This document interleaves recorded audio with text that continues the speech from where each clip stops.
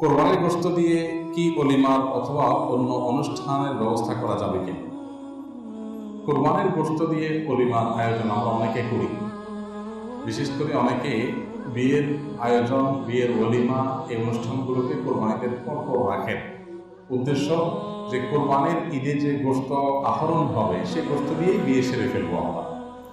তো এই বিষয়টি যদি উদ্দেশ্যমূলক হয়, যে আসলে উদ্দেশ্য কোরবানি করে অলিমার গোশত সংগ্রহ করা, তাহলে এই কোরবানি হবে না। এটার মাধ্যমে কোরবানির সওয়াব পাওয়া যাবে না। কারণ আপনার উদ্দেশ্য হলো গোশত আহরণ করে মূলত অলিমার আয়োজন করা।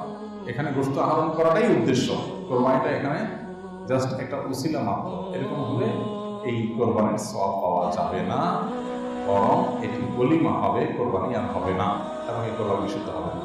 আগে থেকে প্ল্যান যদি থাকে যে অলিমাটাই উদ্দেশ্য, তাহলে কোরবানির সওয়াব পাওয়া যাবে না। মৃত ব্যক্তির জন্য কোরবানির বিধান জানলে উপকার হতো।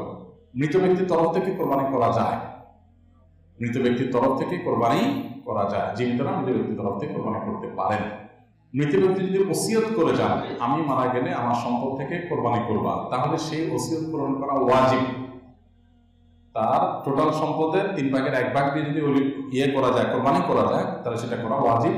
এবং ওই কোরবানি গোশত গরিব দুঃখীদের মধ্যে দান করে দিতে হবে, সাদাকা করে দিতে হবে। আর নিজেদের তরফ থেকে যদি মৃত ব্যক্তির জন্য কোরবানি করেন, আপনি আপনার মৃত বাবা মার তরফ থেকে করেন, আপনার নিজের ইচ্ছা, ওসিয়ত না, আপনি নিজের ইচ্ছা যদি করেন, তাহলে সেটা জায়েজ আছে। এবং এর গোশত আপনি নিজের গোশত যেরকম খেতে পারেন, দান করতে পারেন, এটাও আপনার ইচ্ছাধিকার থাকবে, আপনি নিজে খেতে পারবেন, দান করতে পারবেন নিজের কোরবানির মতো। কোনো ওলামা একরাম বলেন যে মৃত ব্যক্তির কোরবানি জীবিত ব্যক্তির সাথে যুক্ত করে করলে জায়েজ আছে। তবে সাহাবা একরামের আমল থেকে আমরা জানি আলী রাদিয়াল্লাহু তাআলা আনহু মৃত ব্যক্তির তরফ থেকে কোরবানি করেছেন, নবী করিম সাল্লাল্লাহু আলাইহি ওয়াসাল্লাম করেছেন। অতএব মোটা দাগে মৃত ব্যক্তির তরফ থেকে জীবিতরা কোরবানি করতে পারবেন। আমার সামর্থ্য আছে কিংবা খেতে ফসল আছে, কিন্তু বর্তমানে আমার হাতে টাকা নাই, এমন অবস্থা আমি সাময়িক সময়ের জন্য ঋণ করে কোরবানি দিতে পারবো কিনা? অবশ্যই দিতে পারবেন। যে কোনো আর্থিক ইবাদত ঋণ করে করা যায়। নবী সাল্লাল্লাহু আলাইহি ওয়াসাল্লাম তার সাহাবীরা ঋণ করে দান করেছেন, এরকম বর্ণনা পাওয়া যায়। আর্থিক ইবাদত এটা আপনি ঋণ করে করলেন, পরে আবার পরিশোধ করবেন, এটা সম্পূর্ণ জায়েজ আছে। অতএব যদি কেউ ঋণ করেন, ঋণ করে তার পরিশোধ করার ব্যবস্থা আছে বা প্ল্যান পরিকল্পনা আছে, বা তিনি দিতে পারবেন, তিনি জানেন, সদিচ্ছা আছে, তিনি পরিশোধ করবেন, তাহলে এরকম হলে ঋণ নিয়ে আপনি কোরবানি করলেন, পরে সেটা পরিশোধ করলেন, এটা জায়েজ আছে।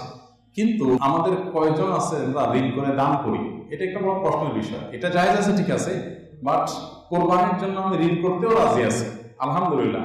ইবাদতের মানসিকতা থেকে যদি এটা করি, তাহলে এটা ভালো কাজ, শুধু জায়েজ না।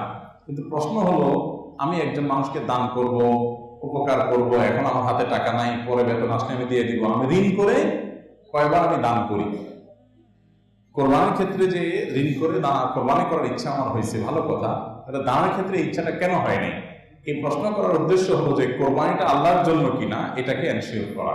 এটা না হয় যে গোশতের জন্য করতেছি, তাহলে ঋণ করে করলাম, পরে আমি পরিশোধ করবো, বা চক্ষু লজ্জা থেকে বাঁচার জন্য করলাম, পরে আমি সেটা পরিশোধ করবো, এরকম যেন উদ্দেশ্য না থাকে। বাকি মোটা দাগে জিনিসটা কি আছে? জায়েজ আছে।